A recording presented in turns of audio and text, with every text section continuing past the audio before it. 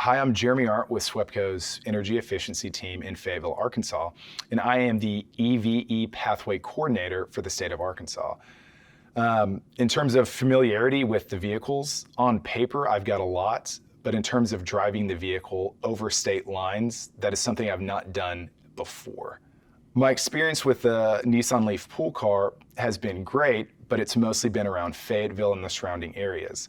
The LEAF we have in Fayetteville gets a range of about 226 miles. So for job site visits or going around town to meet with clients, it's no problem. The concern I had was going longer distance over state lines because there's not the charging infrastructure like there is in Northwest Arkansas. So trying to drive through the hills with not a lot of charging and over a 3-hour gap was a concern for myself.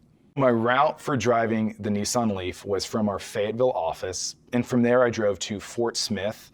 It was actually in Roland, Oklahoma, so it was actually over the Oklahoma lines. Francis Energy has some chargers there at the Interstate Inn. So I charged up there at their level 3, and then from there I was able to make it 3.5 hours all the way to Hope, Arkansas. And in Hope they had a level 3 charger at the Walmart in Hope. So I stopped there, walked around, and then was able to make it off that charge to Shreveport, Louisiana. How much charging time was added for taking the EV as compared to a gas vehicle? I would say there's maybe about 2-hour added time, but in that 2-hour time, I stopped and ate, I answered emails, and a lot of that time would have been filled up with filling up my gas tank. So even though it was 2 hours, it was probably closer to about 1.5 hours. So in terms of preparation, in preparing to take the LEAF across state lines, you've got to be a little more aware of where level 3 charging is. The charging infrastructure is getting better. Oklahoma's got some great spots across Fort Smith, and in Northwest Arkansas and Fayetteville, there's a lot of spots as well as Fort Smith.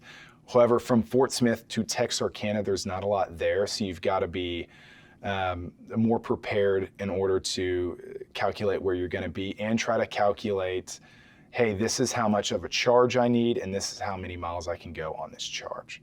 How did I find the charging stations? There's multiple apps you can use. I personally used an app called PlugShare, and what you do is it will show you your location in any level 2 or level 3 chargers throughout the state. It'll show up. So I looked for all level 3 chargers.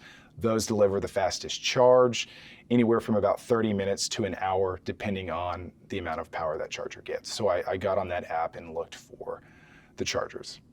It wasn't as bad as I thought it would be. Around town is great, and I know the benefits of driving around town. You can plug up when you're done, but going 6 hours and over 300 miles was a little bit of a concern for me. But it really wasn't that bad. It actually wasn't much of a difference between a gas car. You just have to be a little more mindful of when you stop. You don't have the freedom to stop for gas, but besides that, it was basically the same.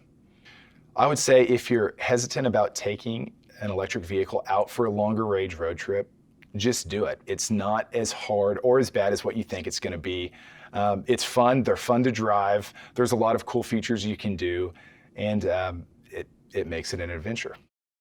For more information and resources on electric vehicles, please visit swepco.com/drive.